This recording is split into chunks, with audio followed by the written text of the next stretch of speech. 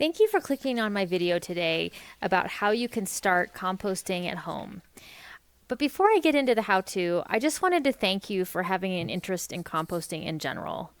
Composting will significantly reduce the amount of trash that you create in your household, which will reduce the amount of trash going into the landfill. Did you know that Americans put 70 billion pounds of food waste into the landfill every year? And most people assume that it will compost in the landfill.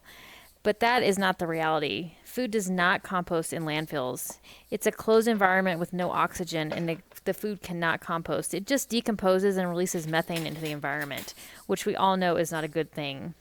So in addition to reducing your waste and your impact on the environment, the added benefit of composting is that you're going to create an amazing nutrient-rich soil that you can add to your garden to grow happy, healthy vegetables and flowers and plants, or you can even add it to your houseplant soil. This is a way for you to take the nutrients that were in the food that was grown from the earth and return those nutrients back to the earth to complete the cycle.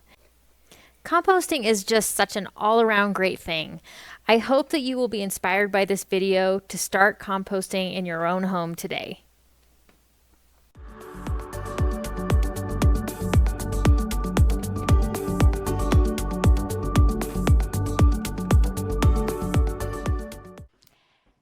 Have you ever considered composting your kitchen waste but don't know how to get started, or feel overwhelmed by all of the information out there about browns and greens and the correct ratio to get things to compost? I'm here to tell you it is a super easy thing to get started with, and you don't need a fancy $100 tumbler or any other equipment. I will show you how with around $10 you can get started composting today. So first, let's talk about what you can compost from your kitchen. Basically all your fruits and vegetable scraps, just no meat or bones or anything with like oils or fatty sauces on them. You don't want to attract any animals to your compost bin. You can also compost eggshells, coffee grounds, and tea bags. That's primarily what we collect in our kitchen.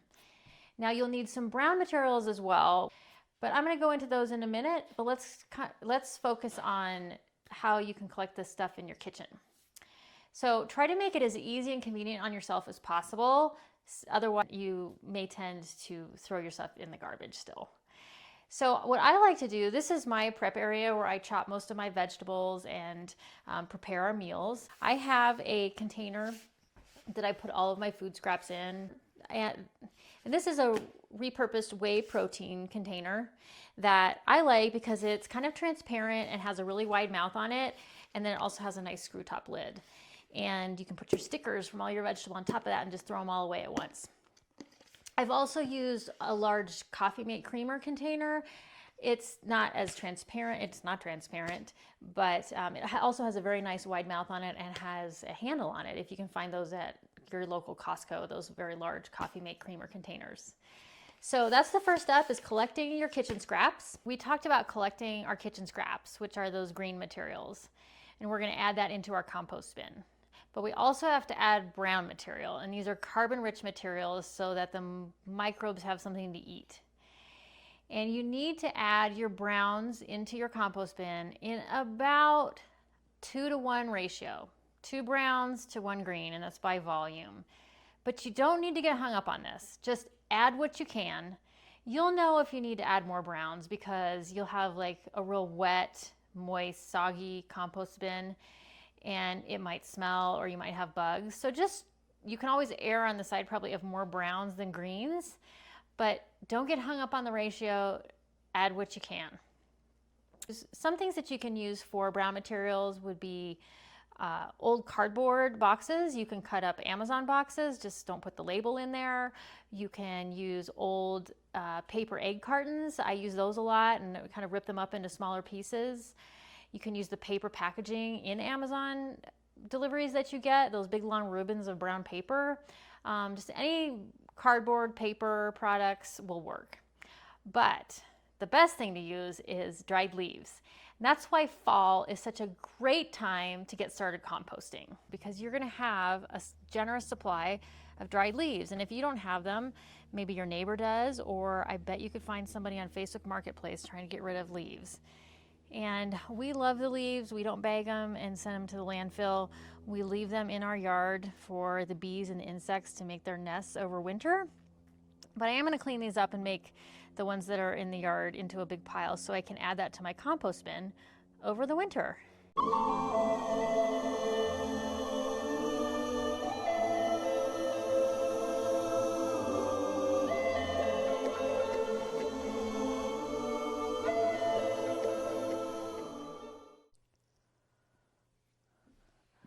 So I'm going to show you guys where I do my composting. We are at our suburban home outside of Denver, and I do have a good space for this, but if you are in an apartment, all you need is space for one of these 17-gallon bins. Now I have 2 going right now, but really to get started, you just only need 1.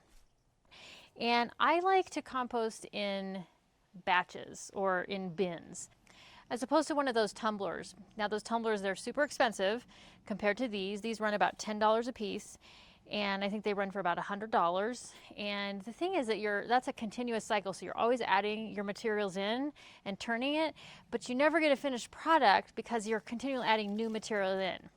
So when you do it in batches, you start a bin up to a point where it's full, and then you let it sit and compost for 3 to 6 months. So this one here, I've been working on or adding to since about early summer, and it's November now. So 5 to 6 months, and it's about to the point where it's full, and I can't really turn it as much anymore. So, but once you get a full bin, you want to come out occasionally and turn it.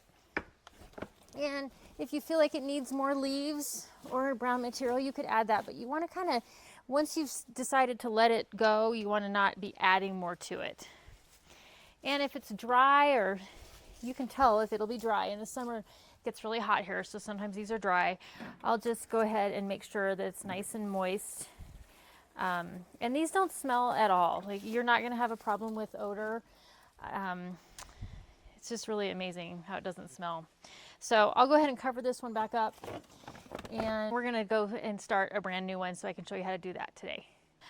I'm going to use this bin from Home Depot. It's a 17-gallon bin. I picked it up last night. With tax, it was $11.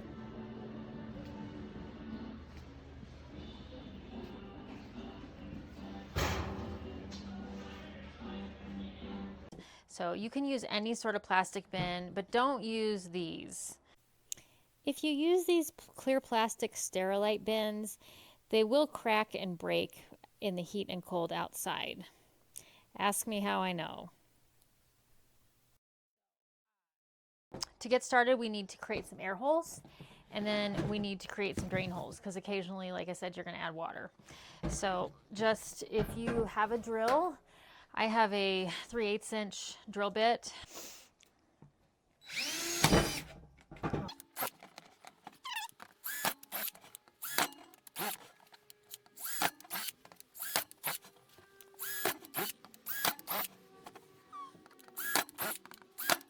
All right, that might be a little overkill, but that's a good amount of holes.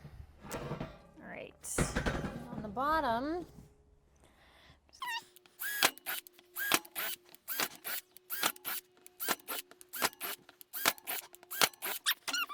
8 holes on the bottom, and like 8 holes on the top. 9 holes on the top.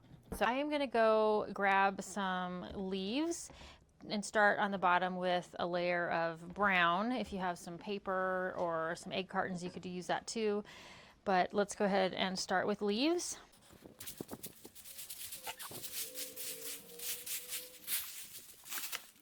I have about, 2 or 3 inches of leaves in here. So that's a great start. I'm gonna go grab my kitchen scraps.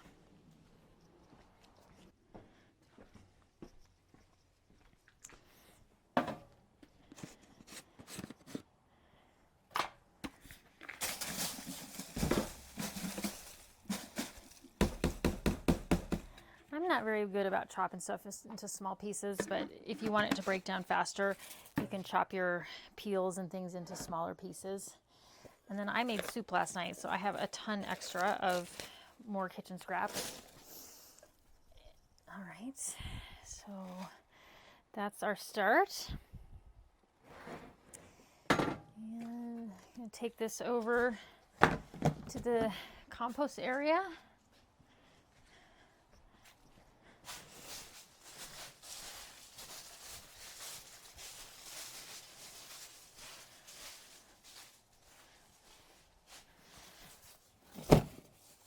And I'll put a little water in there because those leaves are pretty dry. And you could cover it with some more leaves if you wanted to, but it's fine how it is. And we are good to go.